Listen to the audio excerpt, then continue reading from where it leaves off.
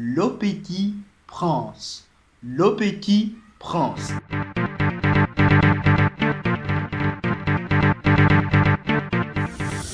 Coucou, bonjour à tous. Salut, bonjour, bon après-midi, bonsoir. Comment allez-vous, hein?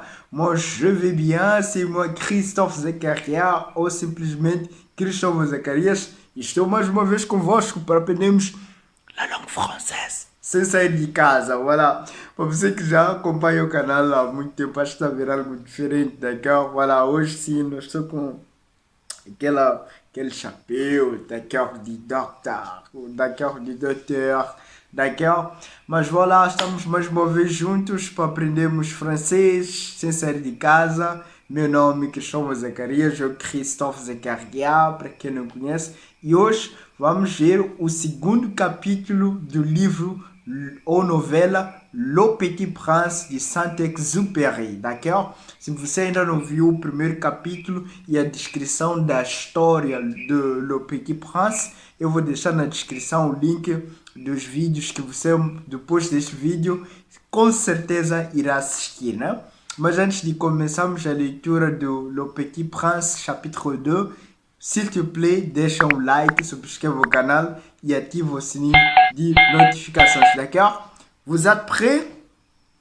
Allons-y! Chapitre 2. J'ai ainsi vécu seul, sans personne avec qui parler véritablement, jusqu'à une panne dans le désert du Sahara, il y a 6 ans.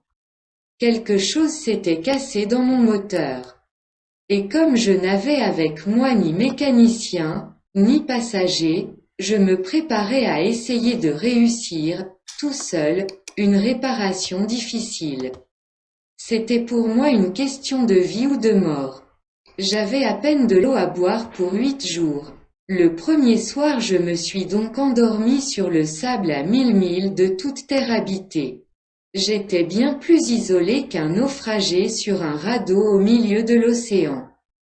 Alors vous imaginez ma surprise, au lever du jour, quand une drôle de petite voix m'a réveillé. Elle disait « S'il vous plaît, dessine-moi un mouton. » Hein? Dessine-moi un mouton. J'ai sauté sur mes pieds comme si j'avais été frappé par la foudre. J'ai bien frotté mes yeux. J'ai bien regardé. Et j'ai vu un petit bonhomme tout à fait extraordinaire qui me considérait gravement. Voilà le meilleur portrait que, plus tard, j'ai réussi à faire de lui. Mais mon dessin, bien sûr, est beaucoup moins ravissant que le modèle. Ce n'est pas ma faute. J'avais été découragé dans ma carrière de peintre par les grandes personnes, à l'âge de 6 ans, et je n'avais rien appris à dessiner, sauf les boas fermés et les boas ouverts. Je regardais donc cette apparition avec des yeux tout ronds d'étonnement. N'oubliez pas que je me trouvais à 1000 milles de toute région habitée.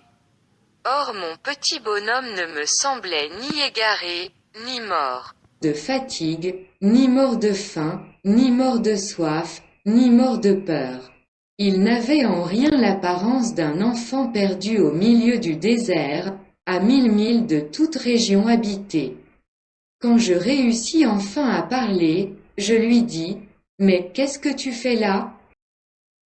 Et il me répéta alors, tout doucement, comme une chose très sérieuse, « S'il vous plaît, dessine-moi un mouton. » Quand le mystère est trop impressionnant, on n'ose pas désobéir.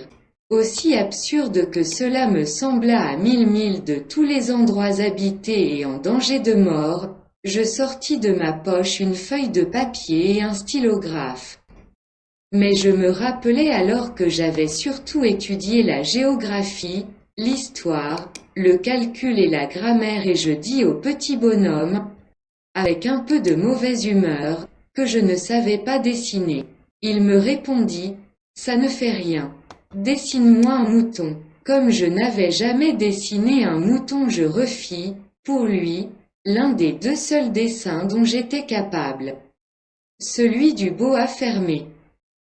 Et je fus stupéfait d'entendre le petit bonhomme me répondre. Non, non, je ne veux pas d'un éléphant dans un boa. Un boa c'est très dangereux, et un éléphant c'est très encombrant. Chez moi c'est tout petit. J'ai besoin d'un mouton. Dessine-moi un mouton. Alors j'ai dessiné. Il regarda attentivement, puis, non, celui-là est déjà très malade. Fais-en un autre. Je dessinai. Mon ami sourit gentiment, avec indulgence. Tu vois bien. Ce n'est pas un mouton, c'est un bélier. Il a des cornes. Je refis donc encore mon dessin, mais il fut refusé, comme les précédents. Celui-là est trop vieux. Je veux un mouton qui vive longtemps. Alors, faute de patience, comme j'avais hâte de commencer le démontage de mon moteur, je griffonnais ce dessin-ci. Et je lançais. Ça c'est la caisse. Le mouton que tu veux est dedans. Mais je fus bien surpris de voir s'illuminer le visage de mon jeune juge. C'est tout à fait comme ça que je le voulais. Crois-tu qu'il faille beaucoup d'herbe à ce mouton? Pourquoi? Parce que chez moi c'est tout petit, ça suffira sûrement. Je t'ai donné un tout petit mouton. Il pencha la tête vers le dessin. Pas si petit que ça. Tiens, il s'est endormi, et c'est ainsi que je fis la connaissance du petit prince. Voilà le meilleur portrait que, plus tard, j'ai réussi à faire de lui. Ah, d'accord. Donc, est-ce que vous avez bien compris la lecture, la lecture de cette madame-là, la madame Google qui a lu pour nous, hein? Então agora vamos fazer alguns comentários, né? Quelques commentaires par rapport au texte qu'on a lu. Então, como vocês notaram, né? Vimos aqui o texto de Le Petit Prince, né? Então, basicamente, o que podemos compreender desse texte, ce que nous avons compris, est que lui là, hein, il était dans le désert du Sahara, n'est-ce pas, le Sahara. Et donc, on peut dire qu'il était perdu, par ainsi dire. Il fallait réparer son avião, né? Ele tinha que reparar o seu avião, até que apareceu o Petit Prince, né? E apareceu le Petit Prince qui lui a demandé de dessiner un mouton, mouton ovelha, podemos dizer também brebis, né? Moi, mouton, c'est ça qu'a dit le Petit Prince, non? Donc, Saint-Exupéry, il a essayé de désigner le mouton là, né? Então, j'avais o primeiro. Alors, j'ai dessiné, né? E le Petit Prince, il regarda attentivement, né? Ele regardou atentamente e não gostou muito do desenho. Parecia que o mouton estava cansado, né? Celui-là est déjà très malade. Faisons un autre, d'accord? Pediu para desenhar um outro. E pronto, foi desenhando o outro. Le Petit Prince não gostou. Até que finalmente foi desenhar este objeto aqui e disse ao Petit Prince que pronto, a ovelha está dentro deste objeto. E putz, aí o Petit Prince gostou do desenho e Saint-Exupéry nem imaginava que o Petit Prince ia gostar do desenho, d'accord? E ao final, ao final, podemos ver aqui, né? Quando já o próprio Le Petit Prince é desenhado pelo Saint-Exupéry, né? Então tem aqui a mostra do desenho que foi feito, né? Pelo Saint-Exupéry de Le Petit Prince. D'accord, então é basicamente isso. Então que tal? Há palavras aqui novas que vocês podem ter visto. Então pesquisem o significado dessas palavras, né? Voilà. Então a grande recomendação que eu deixo aqui para vocês, né? Depois de termos lido o capítulo 2 de Le Petit Prince, primeiro, je vais vous demander pour relire le texte. Então, vou pedir para vocês voltarem a ler o texto. Depois de voltarem a ler o texto, coloquem o áudio do vídeo, né? O vídeo, áudio, neste próprio vídeo para ouvirem como é que se faz a leitura do Google, né?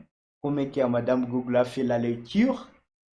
E après cela, então depois disso, voltem a reler, né? Enquanto vocês já tentaram corrigir possíveis erros que fizeram na primeira leitura, né? Então, depois de ter ouvido a leitura do Google, então voltem a ler. Então, dessa maneira que vocês vão aprimorar votre qualité, votre qualidade, la qualité de votre lecture. D'accord? C'est très facile. D'accord. Voilà, merci beaucoup. Não se esqueça de clicar agora e subscrever o canal, ativar o sininho de notificações.